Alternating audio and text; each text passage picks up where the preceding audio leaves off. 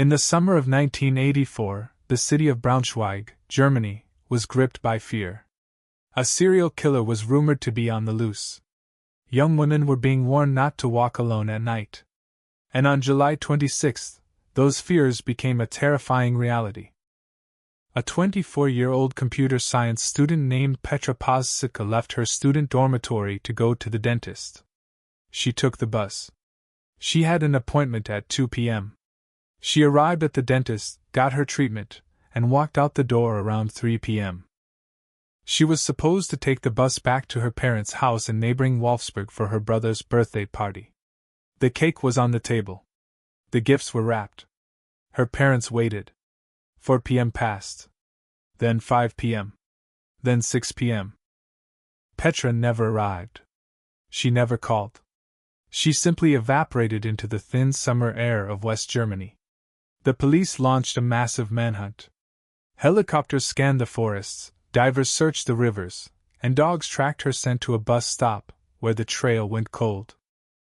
The investigation quickly turned dark. Police found a witness who claimed to have seen a man following Petra near the bus stop. The description matched a local carpenter's apprentice, a 19-year-old named Gunter K. When questioned, Gunter broke down. He confessed to murdering a 14-year-old girl named Melanie a year earlier. And then, under intense pressure, he admitted to killing Petra Pazsitka too. He said he strangled her and hid her body. The police declared the case closed. Petra was officially declared dead. Her parents, devastated, held a funeral without a body. They mourned their daughter, believing she was the victim of a brutal crime. The file was stamped, solved, and put in the archive. But there was one problem. They never found the body. They dug up forests, drained ponds, and searched every inch of ground Gunter pointed to. Nothing. Not a bone, not a shoe, not a piece of clothing. For 31 years, Petra Pazsitka was a ghost. She was a statistic on a list of murder victims. Her face faded from the missing posters. The Berlin Wall fell. Germany was reunited. The internet was invented. The world moved on. Until September 11, 2015. A routine burglary call in the city of Dusseldorf, 300 kilometers away from where Petra vanished. Police arrived at a modest apartment building to investigate a break-in reported by a neighbor. The officers knocked on the door of the victim, a 55-year-old woman living under the name Mrs. Schneider. She was quiet, nervous, and avoided eye contact. When asked for her ID to file the report, she hesitated. She said she didn't have an ID? She said she was old-fashioned. The officers pressed her. In modern Germany, everyone has an ID. The woman began to shake. She looked at the officers and said 5 words that would rewrite history. I am Petra Pazsitka. The police didn't believe her. Petra Pazsitka was dead. She had been murdered in 1984. Her killer had confessed. This woman was clearly confused. But she insisted. She pointed to an old, dusty wooden chest in the corner of the room. Inside the chest was a terrifying time capsule. An expired student ID card from the University of Braunschweig. A passport from West Germany issued in 1982. And a photo of a young girl with a shy smile, the girl everyone thought was buried in an unmarked grave. This is the story of the woman who deleted herself. It is not a story of abduction. It is not a story of amnesia.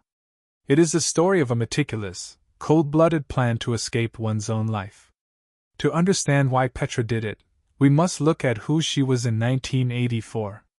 She was a brilliant student, studying computer science at a time when computers were rare. She wrote her thesis on programming languages. She was quiet, introverted, and incredibly intelligent. But behind the academic success was a shadow. Petra lived with a secret pain. She didn't have many friends. She kept to herself. On the day she disappeared, she wasn't just going to the dentist. She was executing a program she had written in her mind. On July 26, 1984, Petra didn't go to the bus stop to visit her parents. Instead, she went to a bank. She withdrew 4,000 Deutsche Marks from her savings account, a significant sum for a student. She walked to a nearby shop and bought supplies. But not travel supplies. She didn't buy a suitcase or a ticket to Paris. She bought items to change her appearance. She was hacking her own identity. While the police were dragging the rivers for her body, Petra was likely sitting on a train, watching the landscape of Lower Saxony blur past, clutching a bag of cash, heading into a self-imposed exile. She arrived in the massive industrial area of the Ruhr Valley. It was the perfect place to hide, a densely populated chaotic urban sprawl where neighbors didn't ask questions. She rented a tiny, cheap apartment using cash. For the next 31 years, Petra Pazsitka pulled off an impossible feat. She lived in the heart of modern Europe without leaving a digital footprint. No bank account. No social security number. No health insurance. No driver's license. No internet. How did she survive? She worked black jobs, cleaning houses, tutoring, doing odd tasks for cash under the table. She paid her rent in cash. She never went to a doctor, no matter how sick she was, for fear of being asked for ID. She lived a life of total minimalism. Her apartment in Dusseldorf had no car, no computer, no telephone. It was a hermit's cave in the middle of a city. She became invisible. She was a ghost walking among the living. While she was cleaning floors in Dusseldorf, her murderer, Gunter K., retracted his confession. He admitted he killed Melanie, but he swore he never touched Petra. He said he confessed only because the police beat it out of him. But nobody believed him. Her family mourned her for decades. Her father died of a broken heart, never knowing his daughter was alive. Her brother and mother spent every Christmas looking at an empty chair. The pain of knowing she was murdered was a heavy burden. And Petra knew this. She watched the news.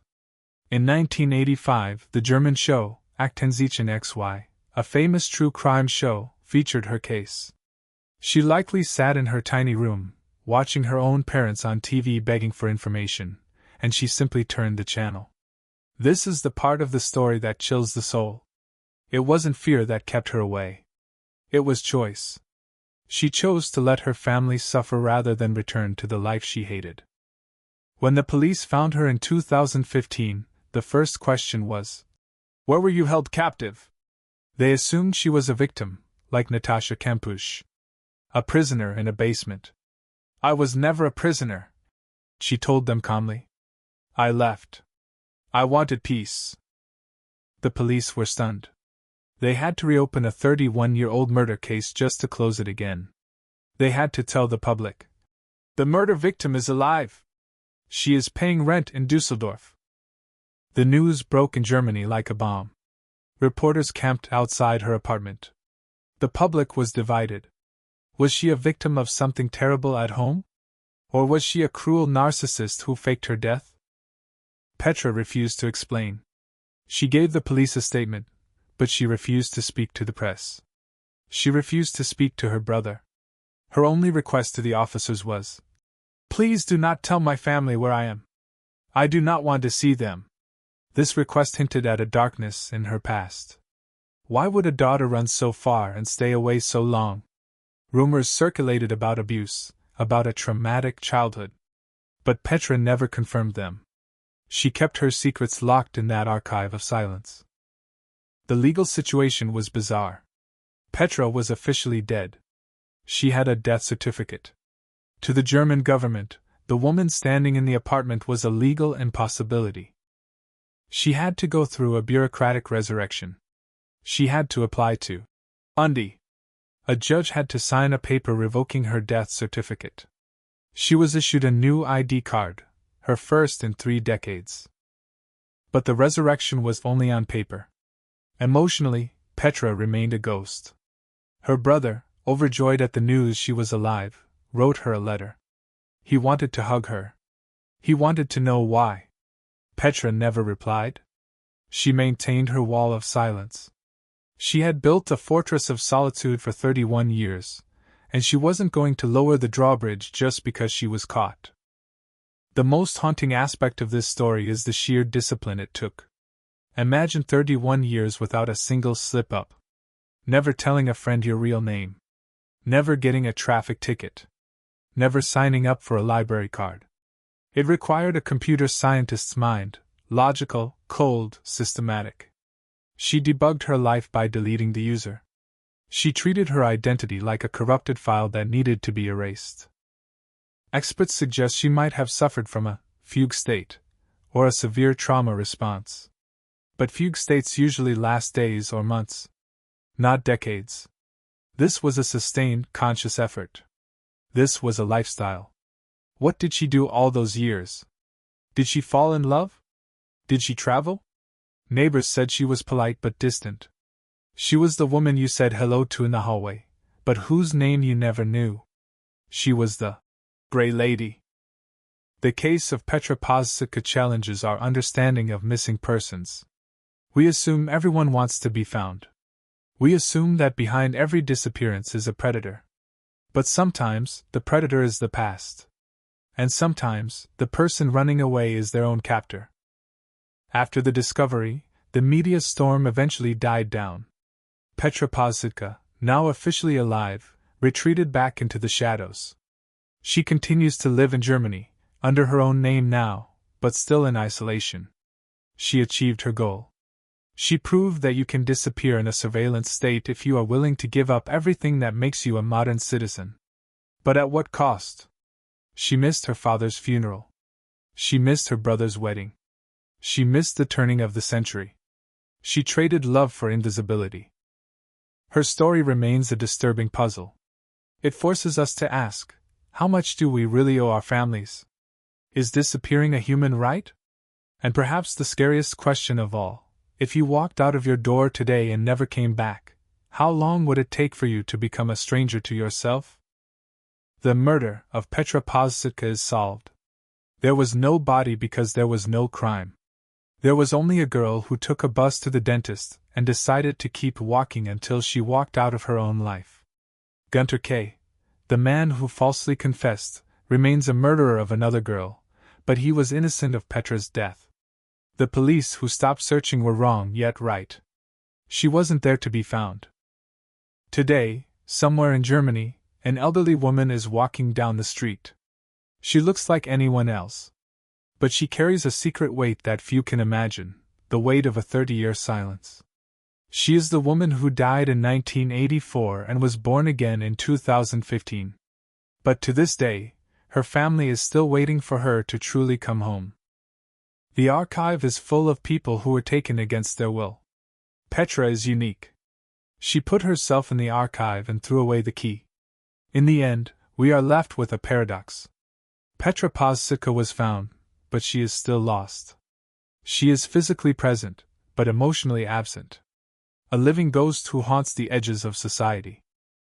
As we close this file, remember her face. Not as the victim on the poster, but as the architect of her own disappearance. Some mysteries are solved by detectives. Others are solved by burglars breaking into the wrong apartment. Life is stranger than fiction. And silence is louder than any scream. This was the story of Petra Pazsitka. A story of the ultimate escape.